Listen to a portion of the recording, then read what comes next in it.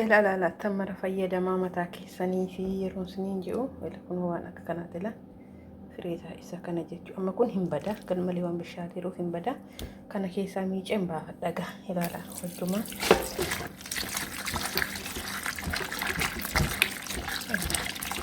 Warri juusii hojjetanis yommuu akkas tamarri gal malee bishaataan isaa dhufu juusii isaa yoo hojjetan dhugaa rabbiti qalaalii mi'aawu juusiin isaa hin gargaru. Anamma fireesaa bicha waan hin barbaaduuf akkanatti miicaa jechuudha. Fireesaan barbaada amma jaartiin koo bakkee baatetti waan ta'eef ishee isaan miicaa jiran akkanatti miicu. Harka tokkoon nan miica. Ni booda la tooftaa fayyadamaa sin hela.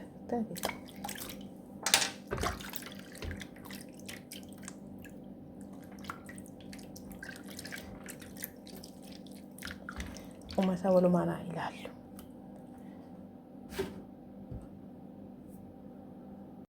Ila kunula isa sila baay'ee nama jaalatu.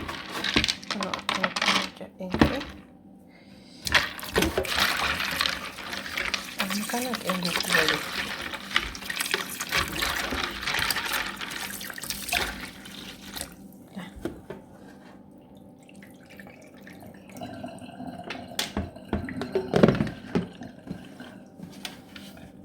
Tamire kana guggubeetanii zayitni daffisaa jechuudha. Sanii booda akkuma kanaan dura mataa kiyyatti fayyadaman jechuudha.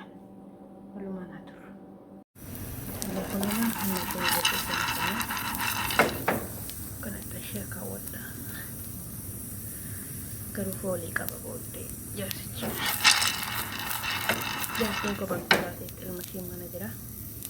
Wannan jumman bai kokaro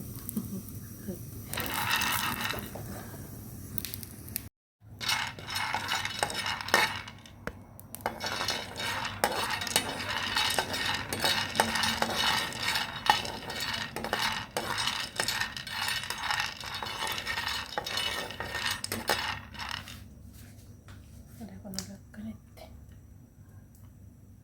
amma kana gubbe gurraachessachu.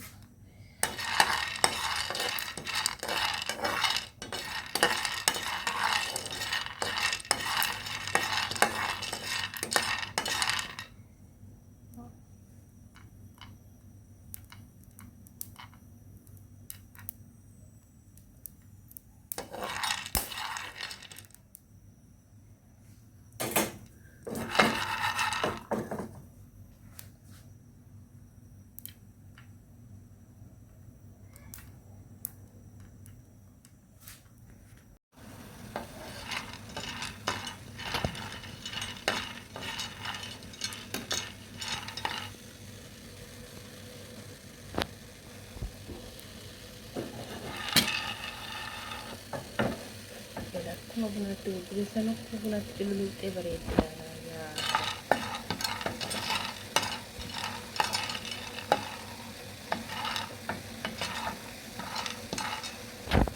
Betul. Mana buat kita?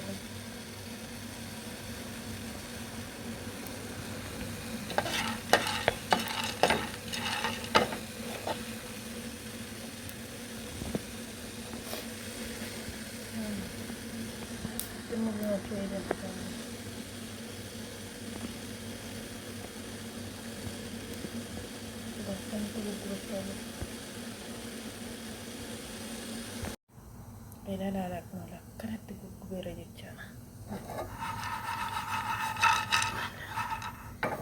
Akkanatti guggubeen sanii booda daakaa. Akkan daakee immoo bu'aasaa wajjuma naa ilaala.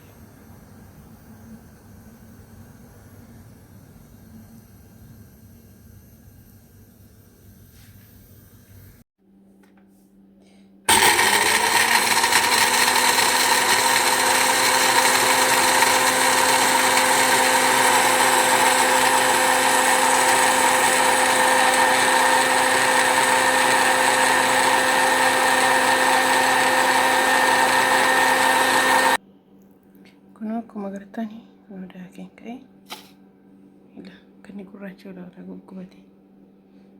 Tamte amma kana gaadhuma isa walumaan haalaallu. Amma immoo maaskii fuulaan hojjetadha. Kuni boqqolloon ishaadha. Mankaa tokko nagaha.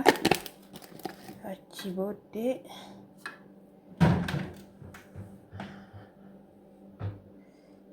kun immoo dammadha. Naaba nama didhanna. Immoo dammadha. Damma mankaa tokko nagaha.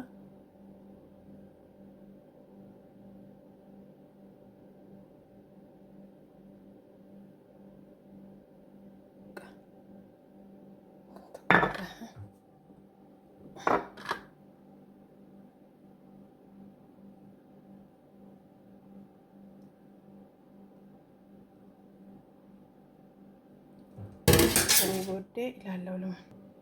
Isa booddee loomiitti cuunfa.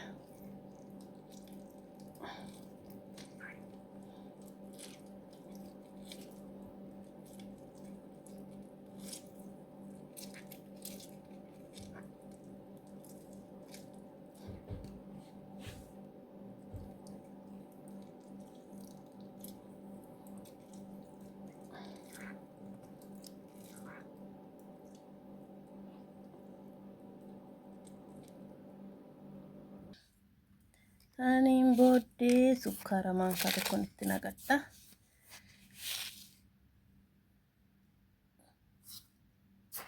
Saniin booddee wal nyaachifadha.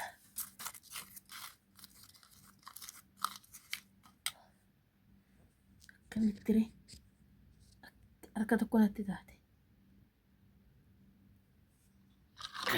Kanatti wal nyaachifadha. Xiqqoon jalaa qallattee garuu hin ta'a. Operatti wal banala.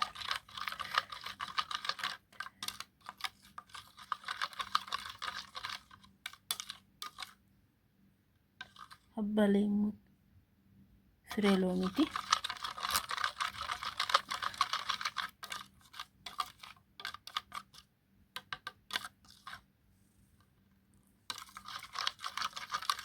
Masaa walumaan ilaallata dibadhee.